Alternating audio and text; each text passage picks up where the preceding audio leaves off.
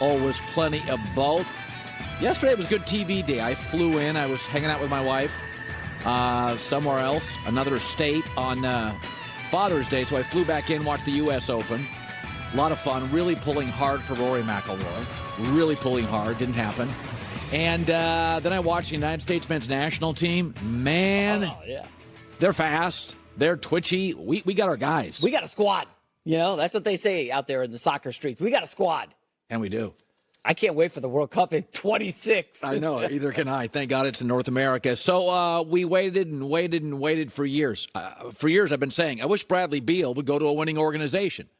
A great front office, great ownership, other great players.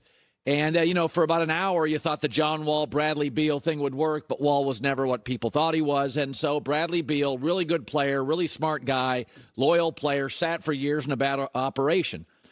Then the Phoenix Suns go out and they get a new owner, and he's much better than the previous owner, and new owners tend to be really, really aggressive. We saw Steve Ballmer do this. We saw David Tepper, Carolina, do this. New owners want to put their imprint on an organization, and so the Phoenix Suns owner says, get me Bradley Beal. That's after getting Kevin Durant, and I love this squad. Kevin Durant, Bradley Beal, Devin Booker. Yes. That's a really good basketball team. I hear this. What about Phoenix's bench? You know who led the NBA in bench scoring this year? The Pacers. The Spurs were second. The Pistons were top 5. You know who wasn't good off the bench in terms of productivity? Miami. Celtics, Sixers. Denver was middle of the pack. A good GM can move parts and cobble together a workable bench. A great GM can't make Chris Paul younger or Landry Shamet better. For the record, the Sacramento Kings had the number 1 bench scoring in the playoffs. One and done. See ya.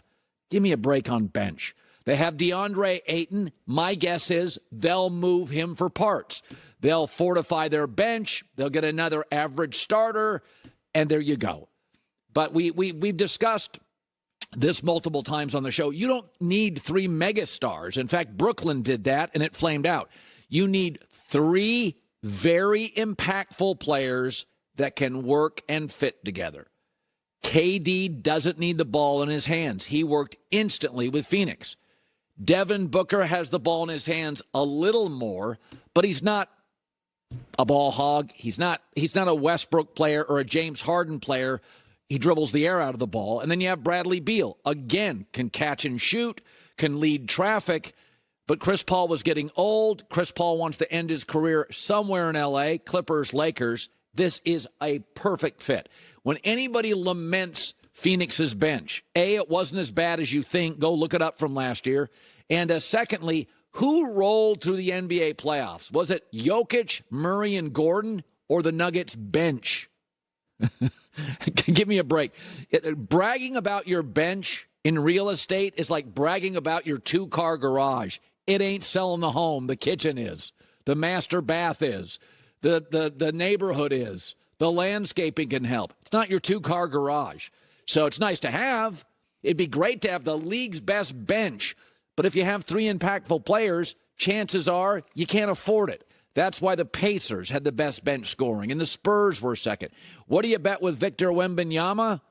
They probably won't have great bench scoring because their star will do more of the scoring.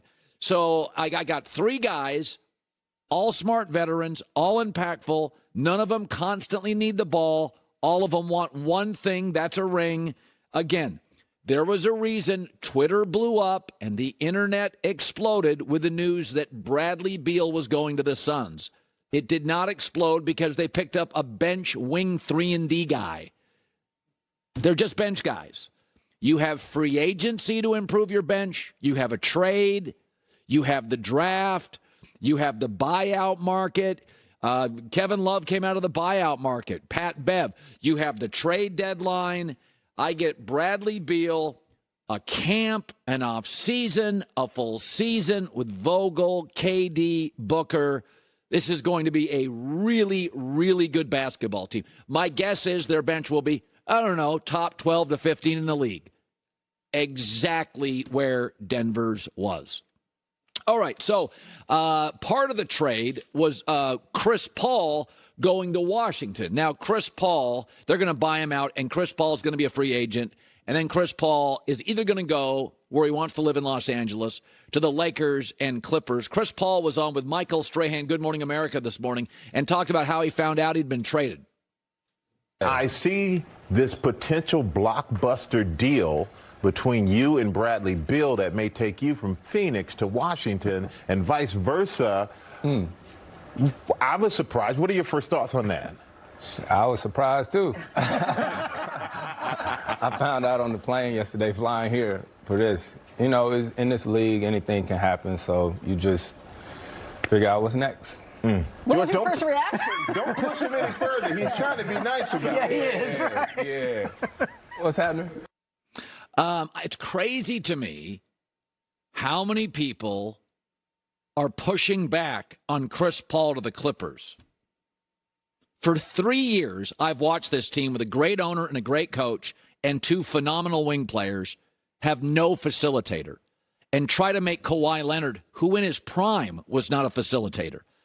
He's been a get a bucket, get a stop guy. He's never been get a teammate, an easy jumper guy.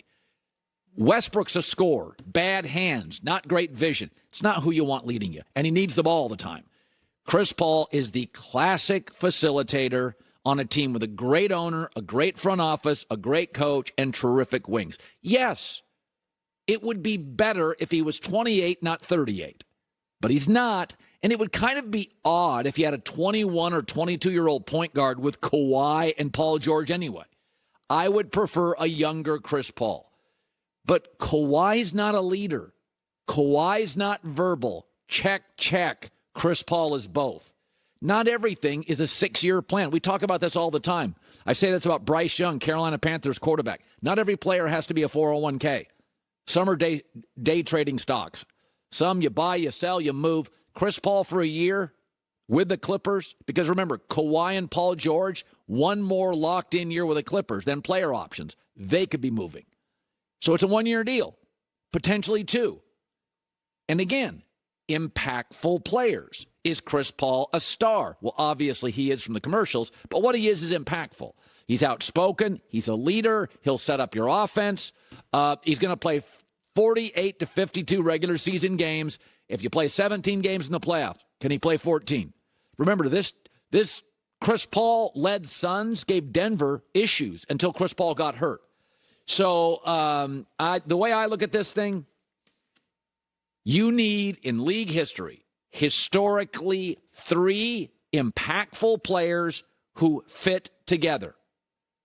Check, check, check. And you generally win a title if 2 or 3 are in their prime. Not the case. I don't think Chris makes them a championship team. Does he make them a Western Conference Finals team? I think it's in the running. Denver, Phoenix today are really good. We don't know quite what to do with the Lakers, the Warriors, or the Clippers, but I feel better about the Clippers this morning with Chris Paul than I did yesterday without him. This team's been running around trying to make Kawhi and Paul George their facilitator.